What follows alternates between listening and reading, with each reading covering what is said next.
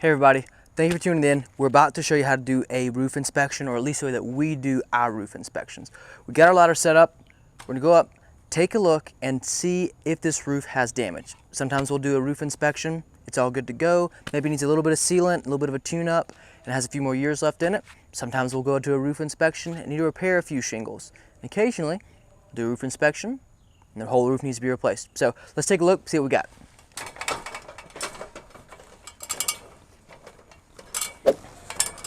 All right, now we've made it to this part of the ladder. What we're gonna do, just take a quick look to see if we have any drip edge. That's actually code in Georgia.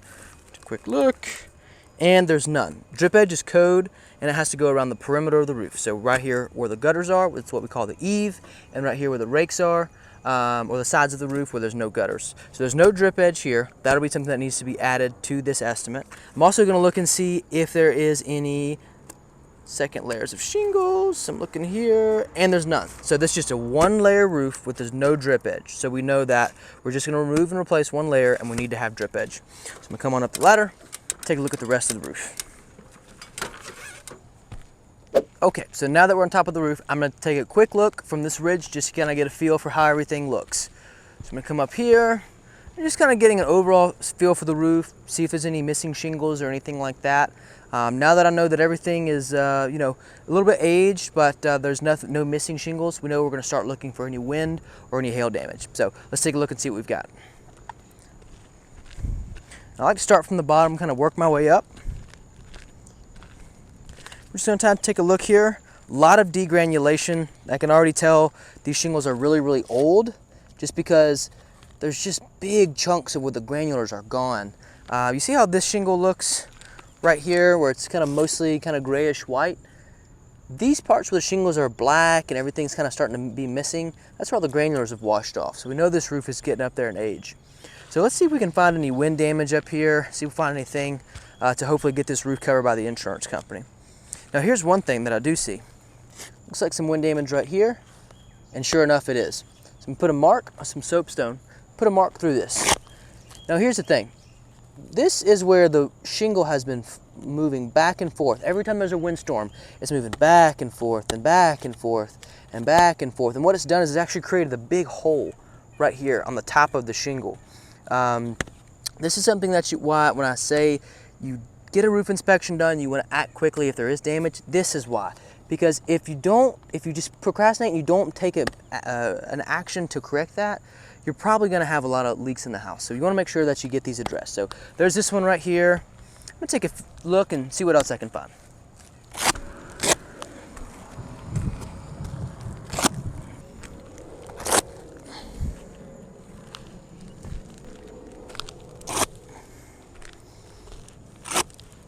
Okay, so as we're doing this inspection, one thing that I did notice is a couple lifted areas right here on the shingles. There's a little bump right here on the shingle.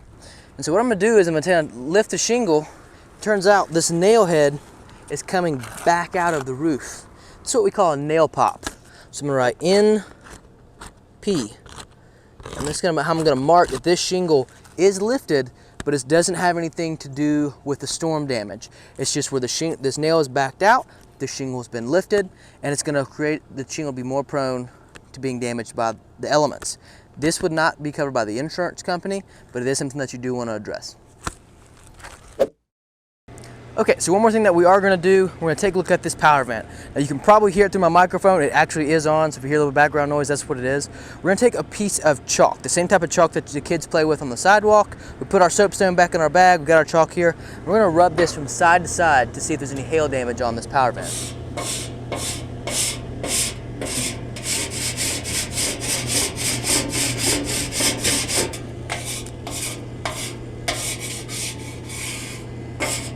Okay, so now that we've got our chalk on here, you can clearly see this is where the hail has come down and hit these spots where the chalk did not mark. All of these dots right in here, this is where the hail came down and hit this. Now, this is the soft metal. This is something that was damaged by the hail, but the hail wasn't big enough or hard enough to where it actually damaged the shingle. So this is a very interesting claim. We're gonna say that there is wind on the roof, there's wind damage on the roof, but there's no hail damage on the roof. There's just hail damage to this soft metal right here. So when we meet with our insurance adjuster, we're gonna point this out to them. Now, if we were not meeting with the insurance adjuster, perhaps the homeowner didn't have insurance coverage for this type of loss, we would still show this to them. This is cosmetically damaged and it's something that's worth bringing up and potentially fixing. All right, now we've got the roof marked up. This is gonna be our east side. This is our north side. This is our south side. What we're now gonna do is total up each elevation or each totals of that elevation, right? So this is gonna be our east side. We're gonna count here, 1, 2, 3, 4, 5, 6, 7, 8, 9. So what we're gonna do, we're gonna say east, and then we're gonna say W equals 9. We've got 9 wind damage shingles on the east elevation.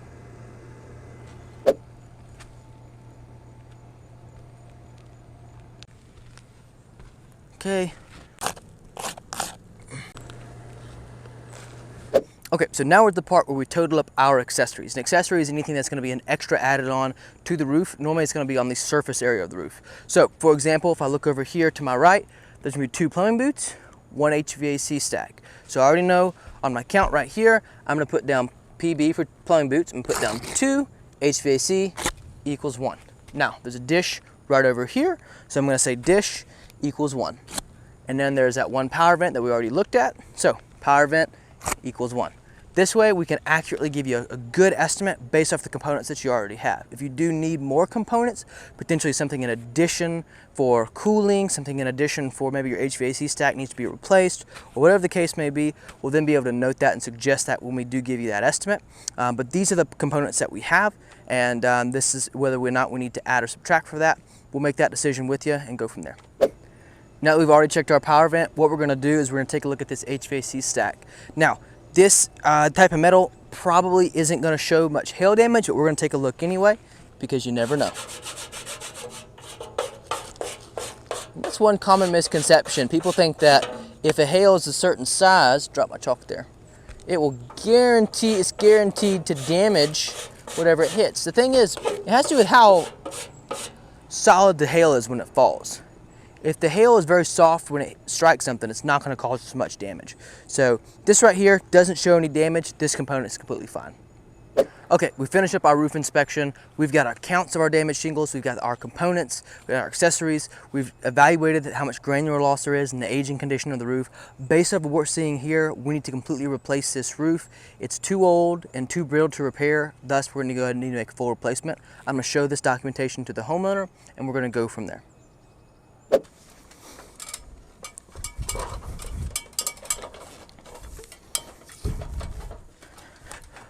All right, I have to tell you, when you're in Georgia in July, those roofs are pretty hot. Look, we just finished our inspection. We found that this roof does need to be replaced. We took photos of our hardware counts, damage counts, and some overall photos of the roof. So what we're gonna do, we're gonna show this information to the homeowner and leave them with the information that we found. If they need to think about it, look into their financing or whatever the case may be, we're here to help them and give them more information than they had when we originally came out. Guys, if you have any questions, leave us a comment. Thank you so much for tuning in. We'll catch you next time.